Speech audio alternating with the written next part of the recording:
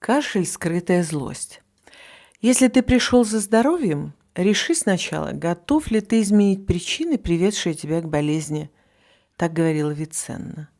Я врач с 30-летним стажем, из которых 22 занимаюсь изучением связи тех или иных симптомов, болезней с разными ситуациями в жизни, психотерапии соматических заболеваний. Например, кашель. Простое и понятное состояние. Редко кому не приходилось иметь с этим дело. Я буду говорить о психологических причинах кашля. Человек не может выразить свой гнев, обиду, раздражение, и вместо этого кашляет. Если меня спросить, почему это происходит, отвечу так. Проявлять злость считается опасным, так как сочтут тебя злым человеком и не будут любить. А если вместо выражения злости кашлять, то наоборот, будет много сочувствия, помощи и в этом смысле любви, заботы, внимания. Истории. Это, кстати, касается условной приятности почти любого заболевания. Ко мне поступила женщина, которую просто раздирал кашель.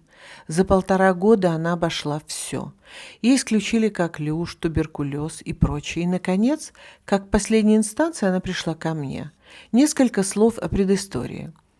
Она была нелюбимой дочерью, старалась изо всех сил, чтобы мама ее полюбила. Но, увы. Потом вышла замуж, уехала, родила детей, и на старости лет мать приехала к ней доживать. Вот здесь и начинается история ее кашля. Есть быстрый свежий случай. Сын разговаривал с другом. На другой день друг пришел больной-прибольной. На вопрос, что случилось, полное недоумение. Начинаю спрашивать пошагово, когда это появилось. Выясняется, что после разговора с моим сыном. Так как я знаю механизм всех симптомов, я и высказываю свое видение. Ты на нее рассердился и промолчал, поэтому закашлял. Самое интересное начинается именно здесь. Люди очень мало искренни сами с собой. Первый ответ всегда «нет» или «да нет», или «я вроде не злая», или «я не злюсь». Вариантов столько, сколько людей. Смысл один – отрицание. Но здесь был очень легкий случай. Он быстро осознал, что рассердился, проговорил это, и кашель как рукой сняло. Вечером звонил радостно и поблагодарить еще раз за чудесное исцеление. Быстрота исцеления часто зависит именно от быстроты осознания связи симптома с причиной ее вызвавшей и изменения этой ситуации. Что делать? Вариантов решения тоже несколько.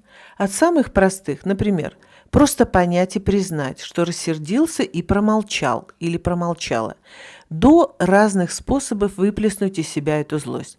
Написать на бумаге, пропеть, прокричать, проплакать, проговорить, до самых брутальных – побить обидчика или посуду. Можно оставить и прежний способ, продолжать пить таблетки и просто подавлять кашлевой центр. Важно понимать, что вариантов много, и каждый может выбрать любой. У любого симптома, любой болезни есть причина. Кроме констатации диагноза очень важно понять, а зачем или для чего этот симптом пришел, что он хочет мне сказать. Я считаю, что симптомы – это язык тела. По-другому тело говорить не умеет, оно говорит с нами ощущениями. И если мы любим свое тело, понимаем его, слушаем его, как любящая мать слушает своего малыша, то мы можем управлять этим, а не отдавать себя для экспериментов фармаиндустрии. Конечно, без фанатизма. В рамках мирового тренда «Весь мир сидит на таблетках» вызревает антитренд – лечение без таблеток. Это возможно как раз через знание причин тех или иных симптомов. Проблема сдерживания злости, обиды, раздражения касается не только кашля как отдельного симптома.